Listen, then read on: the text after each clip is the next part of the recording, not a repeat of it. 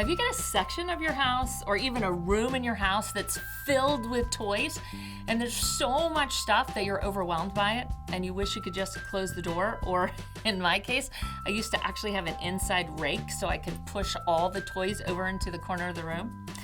So hi, I'm Gigi Schweikert. I'm the president and COO of Lightbridge Academy and the working mother of 4.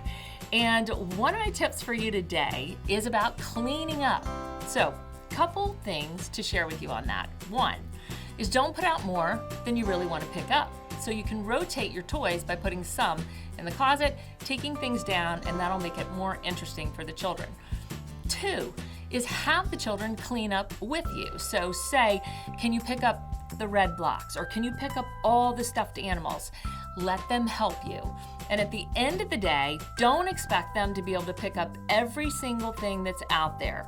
If you really want it clean and you need it clean so that you can sit down and relax, then have them help and you put the finishing touches on it to make sure it looks good and it's comfortable to you. Try that tip and see if it works.